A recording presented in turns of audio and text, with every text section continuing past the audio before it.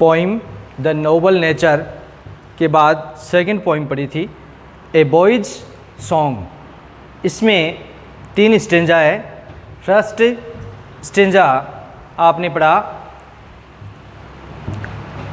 Because I set no snare but leave them flying free all the birds of the air belong to me. Second stanza from the blue tit on the slow to the eagle on the height uncaged they come and go for my delight. And third stanza and so the sunward way I soar on the eagle's wings and in my heart all day the blue tit sings.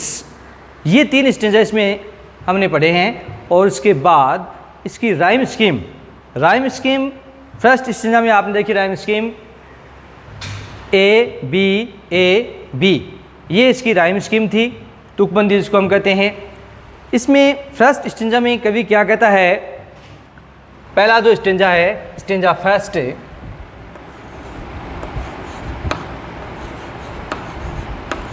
Stanza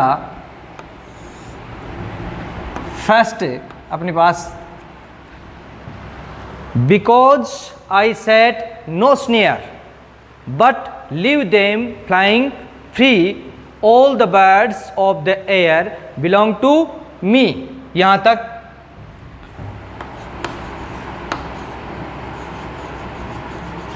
because I set no snare, because I set no snare but leave them flying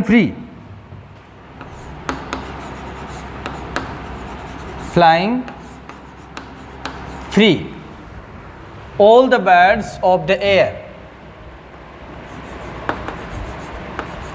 all the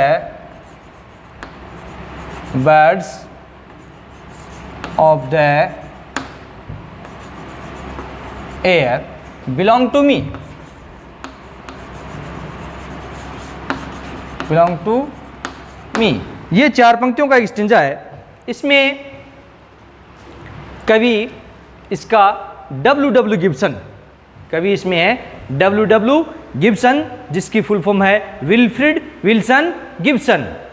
इसने क्या संदेश दे रहा है यहाँ पर देखो, because क्योंकि, आई मैं कौन, कवि W गिब्सन कहता है बिकॉज आई सेट का मतलब है स्प्रेड फैलाना, नो नहीं, स्नेयर जाल, क्योंकि मैं जाल नहीं फैलाता हूँ।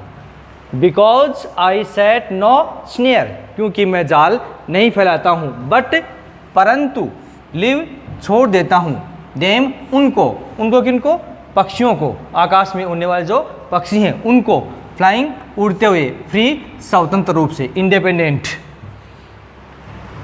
all the birds of the air, all the birds of the air, आकाश में उड़ने वाले, एयर का मतलब यहाँ पर इन द ओपन स्काई, खुले आकाश में उड़ने वाले सभी पक्षी, बिलोंग टू मी, मुझसे संबंधित हैं अर्थात मेरे हैं। कवि यहाँ पर W गिब्सन फर्स्ट स्टेंजा ये बता रहा है because I set no snare but leave them flying free all the birds of the air belong to me, क्योंकि मैं जाल नहीं फैलाता परंतु उनको स्वतंत्र रूप में उड़ने देता हूँ, आकाश में उड़ने वाले सभी पक्षी मेरे ही हैं, belong to related to me, मुझसे संबंधित हैं अर्थात मेरे हैं। अब यहाँ पर इसकी राइम स्कीम देखते हैं। तो स्नेयर की तुक मिल रही है किससे, एयर से, और फ्री की तुक मिलती है मी से। यहाँ पर तुकबंदी का क्या सिस्टम है कि एयर और एयर यहाँ पर समान ध्वनि है, इस शब्द की अंतिम शब्द है ये इस पंक्ति का, उसकी ध्वनि स्नेयर, एयर की ध्वनि आती है इसमें, ये एक समान है और इसके दोनों के ये समान है, इसलिए इंग्लिश का वर्ड इनके लिए समान काम मिलेंगे। यहाँ पर फ्री में ई और मी में भी ई वोवल साउंड आती है, तो इसकी राइम स्कीम जो बनी है, राइम स्कीम जिसको हम कहते हैं तुकबंदी, ये इसकी राइम स्कीम वही ए बी, ये 4 पंक्तियों का एक स्टेंजा बन गया। ये स्टेंजा था इसमें। और इसमें डिफिकल्ट वर्ड्स मीनिंग की हम बात करते हैं। मीनिंग इसमें सेट का मीनिंग यहाँ पर है SET, सेट। सेट का अर्थ होता है स्प्रेड, SPREAD, स्प्रेड, फैलाना। यहाँ पर इसका वर्ड हो गया फैलाना। But leave them flying free, all the birds of the air belong to me. यहाँ पर दूसरा वर्ड आ रहा snare, difficult word snare, SNARE। Snare का मतलब होता है नेट, जाल, पक्षियों को पकड़ने का एक प्रकार का फंदा, नेट, जाल। और इसके बाद इसमें कोई डिफिकल्ट वर्ड नहीं है। बिलोंग टू है फिर इसमें BELONG। बिलोंग टू का हो जाएगा रिलेटेड टू, रिलेटेड टू, से संबंधित होना, से संबंधित होना। ये इसमें डिफिकल्ट वर्ड हैं। अब बोर्ड एग्जाम में क्या है, इस प्रकार से एक स्टेंजा आता है और स्टेंजा के नीचे 2 क्वेश्चन होते हैं। प्रत्येक क्वेश्चन 2 नंबर का होता है। इस प्रकार से 5 कविताओं में से कोई भी 2 स्टेंजा आते हैं और एक स्टेंजा हल करना होता है 4 नंबर का। जैसे ये स्टेंजा है तो इसमें क्वेश्चन कैसे पुटअप किए जा सकते हैं। पहला, because I set no snare, क्योंकि मैं जाल नहीं फैलाता। एक बार फिर अच्छी तरह से देखिए इसको, बिकॉज क्योंकि, आई मैं कौन यहाँ, कवि W गिब्सन कहता है, सेट फैलाना, नो नहीं, स्नेयर जाल। Because I set no snare, क्योंकि मैं जाल नहीं फैलाता हूँ। बट परंतु, लिव छोड़ देता हूँ, देम उनको, फ्लाइंग उड़ते हुए, फ्री स्वतंत्र रूप से। अर्थात कवि W गिब्सन कहता है कि मैं उनको स्वतंत्र रूप से उड़ने देता हूँ। All the birds of the air, all the birds सभी पक्षी, ऑफ द एयर हवा में उड़ने वाले, अर्थात खुले आकाश में उड़ने वाले। All the birds which are flying freely in the open sky, सभी पक्षी जो स्वतंत्र रूप से खुले आकाश में उड़ रहे हैं। बिलोंग टू मी, मुझसे संबंधित हैं, अर्थात मेरे हैं। सभी पक्षियों को कवि अपना ही मानता है, इसलिए कवि जाल नहीं फैलाता। तो ये स्टेंजा इसमें फर्स्ट। सेकंड इसमें देखेंगे अपन stanza number 2, from the blue tit, from the blue tit on the slope, on the slope, from the blue tit on the slope to the eagle on the height, to the eagle on the height. Uncaged they come and go, uncaged, uncaged they come and go for my delight, for my delight. ये stanza number 2।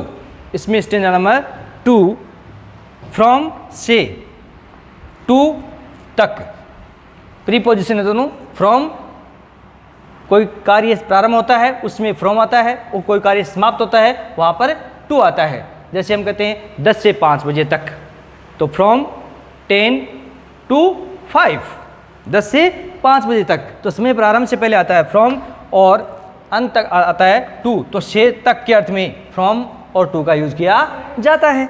From the blue tit on the slow, एक छोटी सी चिड़िया, blue tit a kind of small bird. Blue tit क्या है? ए kind of small bird, एक प्रकार की छोटी सी चिड़िया जिसको हम राम गंगारा कहते हैं। From the blue tit on the slow, slow का अर्थ है प्लम, स्लो का अर्थ है यहाँ पर plum, PLUM, plum. Blue tit a kind of small bird, एक प्रकार की छोटी सी चिड़िया। From the blue tit on the slow to the eagle on the height, एक प्रकार की छोटी सी चिड़िया जो प्लम बेर पे बैठती है, उससे लेकर आकाश में अत्यधिक ऊंचाई पर उड़ने वाले बाज पक्षी तक, इनके बीच में जितने पक्षी आते हैं वो सारे के सारे पक्षी अनकेज्ड, स्वतंत्र रूप से, केज्ड पिंजरे में बंद, बंदी, अनकेज्ड स्वतंत्र, अनकेज्ड दे कम, दे वे, दे यहाँ किसके लिए है? ऑल द बर्ड्स के लिए है। दे कम वे आते हैं, एंड गो और चले जाते हैं, for my delight, for my delight मेरी प्रसन्नता के लिए, डिलाइट प्रसन्नता, हैप्पीनेस।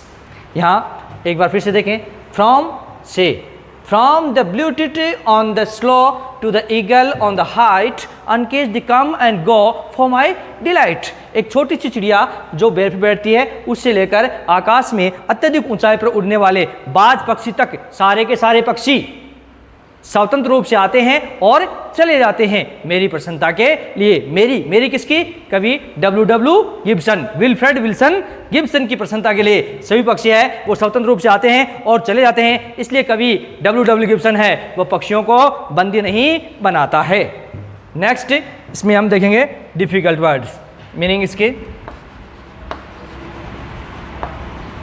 मीनिंग यहाँ पर हम बात करते हैं तो blue tit a kind of small bird, blue tit जिसको हम कहते हैं a kind of small bird, a kind of small bird, एक प्रकार की छोटी चिड़िया या रामगंगारा जिसको कहते हैं।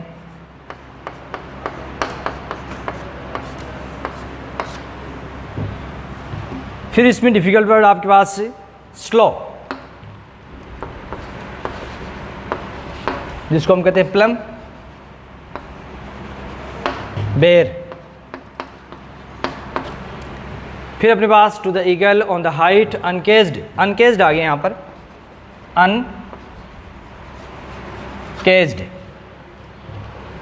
अनकेज्ड फ्री, स्वतंत्र।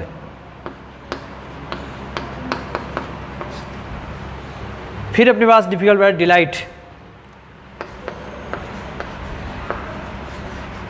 डिलाइट हैप्पीनेस, हैप्पीनेस जिसको हम कहते हैं प्रसन्नता,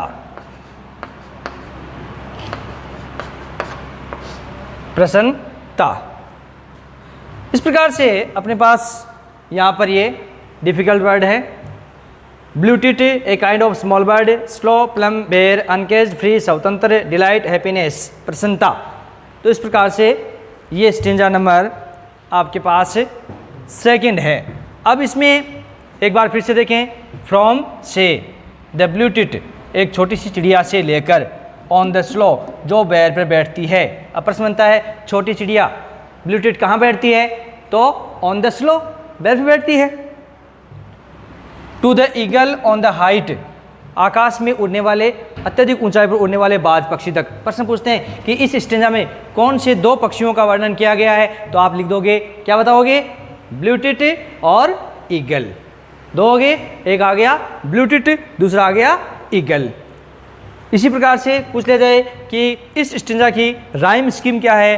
तो राइम स्कीम देखो, स्लो और गो ये तुक मिल रही है, और हाइट की किससे? डिलाइट की। तो यहाँ इसको हम ए लेते हैं, इसको ए है तो ये इससे भिन्न हो गई तो इसको बी लेंगे, और ये इसके समान है तो ये वापिस ए आ गया, और ये इसके से भिन्न है तो ये आ गया बी। तो राइम स्कीम इसकी फिर से बन गई ए बी, ए बी। प्रश्न पूछ सकता है what is the rhyme scheme of the stanza? Stanza की राइम स्कीम क्या है, तुकबंदी क्या है? तो इसमें आप लिख दोगे the rhyme scheme of the stanza is A B. ये इसका प्रश्न आ गया। इसमें पूछ लिया जाए कि कौन से पक्षियों का इस स्टेंजा में वर्णन किया गया है? तो दो पक्षी हैं, एक आ गया कौन सा? ब्लू टिट, दूसरा आ गया ईगल, बाज या गरुड़। अब इसमें फिर पूछ सकता है कि कौन सा पक्षी ऊंचाई का प्रतीक है? कौन सा पक्षी है वो ऊंचाई का प्रतीक है? तो कौन सा है? ईगल है।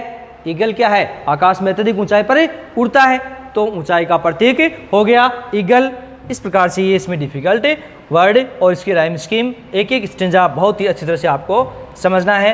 पहला देखें एक बार, बिकॉज क्योंकि, आई मैं, सेट फैलाता हूँ, नो नहीं, स्नेयर जाल क्योंकि मैं जाल नहीं फैलाता, बट परंतु, लिव छोड़ देता हूँ, देम उनको, फ्लाइंग उड़ते हुए, फ्री स्वतंत्र रूप से अर्थात उनको स्वतंत्र रूप में उड़ने देता हूँ या उड़ने के लिए छोड़ देता हूँ पक्षियों को।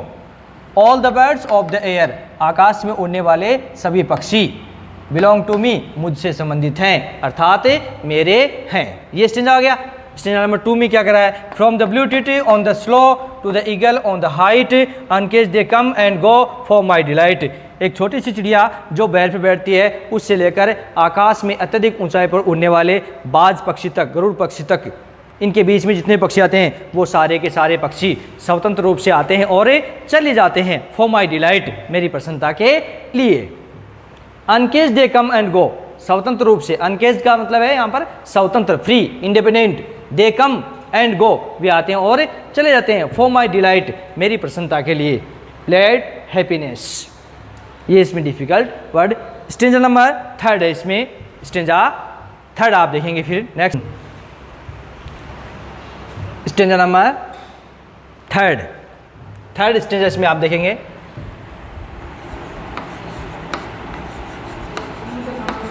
Stanza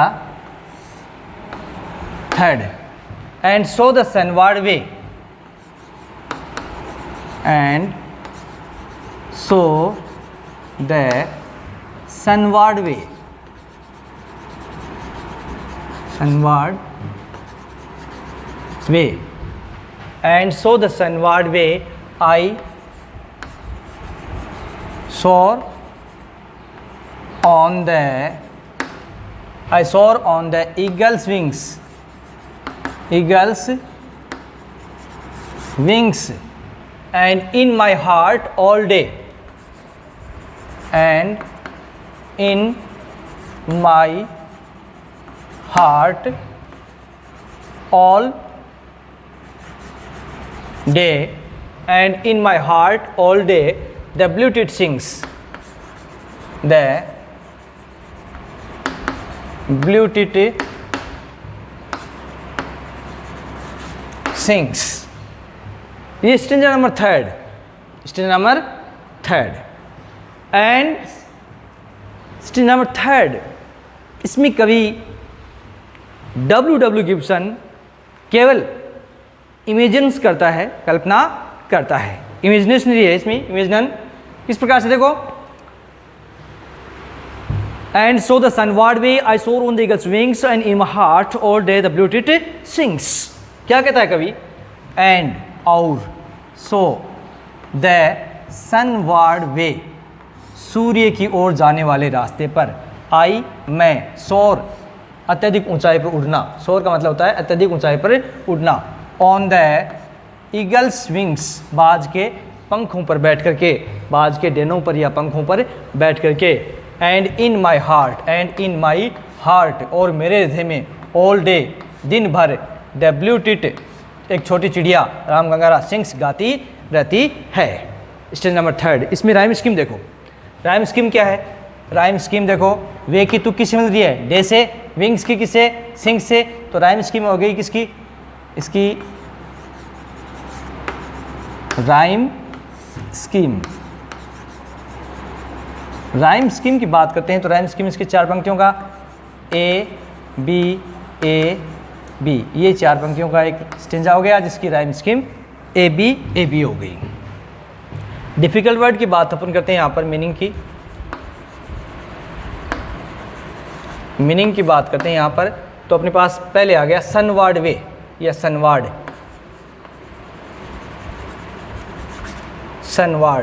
sunward means towards the sun, towards the sun सूर्य की ओर, सनवर्ड टुवार्ड्स द सन सूर्य की ओर, वे पथ या रास्ता, मार्ग, वे का मतलब क्या होता है, पथ, रास्ता या मार्ग। फिर इसके बाद difficult, soar, SOAR, to rise and fly high in the sky, soar means क्या होता है? To rise and fly high in the sky, to rise and fly high in the sky, आकाश में अत्यधिक ऊंचाई पर उड़ना, soar. On the eagle's wings, wings, wings means feathers, पंख या डेने। आपको इसमें भी डिफरेंस समझना है कि विंग्स क्या है और फीदर्स क्या है। विंग्स बॉडी का पार्ट, पक्षी के जो डेने होते हैं, जैसे ये मेरे दोनों हाथ है, ये मेरे बॉडी से टच है, तो ये क्या होंगे? विंग्स, बॉडी से टच है, स्पर्श किए हुए हैं। और फीदर्स जिसको हम अलग कर सकते हैं, जैसे मयूर का पंख है उसको अलग कर सकते हैं, तो वो क्या होता है? फीदर्स क्या होता है? बॉडी से अलग होता है, तो उस पर बॉडी पर उसका कोई इफेक्ट नहीं पड़ता। लेकिन विंग्स के बिना है, बॉडी है वो अधूरी है। तो इस प्रकार से फीदर्स और विंग्स में डिफरेंस आपको समझना है। विंग्स है the part of the body और फीदर्स पंख, that can be separated from the body, ठीक है ना, जिसको बॉडी से सेपरेट भी किया जा सकता है। ये इसमें डिफरेंट आ गया, इसको हम कहते हैं पंख। इसमें सूर्य की तरफ इसका अर्थ हुआ अत्यधिक ऊंचाई पर उड़ना, विंग्स का अर्थ हो गया पंख या डेने। इसके बाद इसमें डिफिकल्ट वर्ड कोई है नहीं, ऑलरेडी पहले से बता दिया। एक बार इसका अर्थ देखें अच्छी तरह से, बहुत ही अच्छी तरह से अर्थ समझें। एंड सो द सनवार्ड वे, अर्थ देखें बोर्ड पर, एंड और सो द सनवार्ड वे, सूर्य की ओर जाने वाले रास्ते पर। आई सोर ऑन द ईगल्स विंग्स, मैं बाज के पंखों पर बैठकर अत्यधिक ऊंचाई पर उड़ता हूँ। And in my heart all day, और मेरे हृदय में दिन भर डब्ल्यू सिंग्स, एक छोटी चिड़िया गाती रहती है। कवि W.W. गिब्सन इस स्टेंजा में केवल कल्पना करता है। कवि कल्पना करता है कि वह बाज के पंखों में बैठा हुआ है और सूर्य की ओर जाने वाले रास्ते पर अत्यधिक ऊंचाई पर उड़ता है, और उसके हृदय में दिन भर एक छोटी चिड़िया गाती रहती है। ये कवि की केवल इमेजिनेशन है। प्रश्न था, what is the imagination of the poet in the third stanza of the poem a boy's song. A boy's song कविता के तीसरे स्टेंजा में कवि क्या कल्पना करता है? तो आप समझ सकते हैं, the poet imagines that he is sitting on the wings of an eagle and flying high towards the sun and the beauty sings in his heart all day. It is only imagination of the poet. ये केवल कवि की कल्पना है। इसको आप बहुत ही अच्छी तरह से समझ सकते हैं। स्टेंजा थर्ड में प्रश्न बनते हैं, एक प्रश्न और बनता है इंपॉर्टेंट स्टेंजा ये स्टेंजा थर्ड। इसमें एक तो आ गया, what is the imagination of the poet in the third stanza of the poem a boy's song. A boy's song कविता के तीसरे स्टेंजा में कवि क्या कल्पना करता है? दूसरा इसमें बनता है, what do you understand by the expression sunward way. Sunward way अभिव्यक्ति से आपका क्या अभिप्राय है, या आप क्या समझ सकते हो? What do you understand by the expression sunward way. Sunward way, sunward way, इससे आप क्या समझते हैं, इससे आपका क्या अभिप्राय है? तो इसका मतलब क्या हुआ? Towards the sun, towards the sun, सूर्य की ओर। तो इस प्रकार से स्टेंजा नंबर थर्ड। प्रत्येक स्टेंजा के नीचे 2 क्वेश्चन आएंगे, 2 नंबर के। तो हर स्टेंजा कितने नंबर का हो गया? 4 नंबर का। बोर्ड एग्जाम में कोई भी 2 स्टेंजा आते हैं, जिनमें से एक स्टेंजा हल करना होता है 4 नंबर का। बाकी 6 नंबर के क्वेश्चन आते हैं। 5 कविताएं हैं, 500 कविताओं में से कोई भी 4 प्रश्न आएंगे। 4 प्रश्न में कोई भी आपको 3 क्वेश्चन करने हैं 2-2 नंबर के। तो इस प्रकार से पोइट्री टोटल होगी 10 नंबर की, 4 नंबर का स्टेंजा और 6 नंबर के क्वेश्चन। इस प्रकार से स्टेंजा थर्ड। हम अब इसके पर्सन नेक्स्ट वीडियो में इसके पर्सन और उत्तर समझेंगे, देखेंगे। थैंक्स। जय हिंद, जय भारत।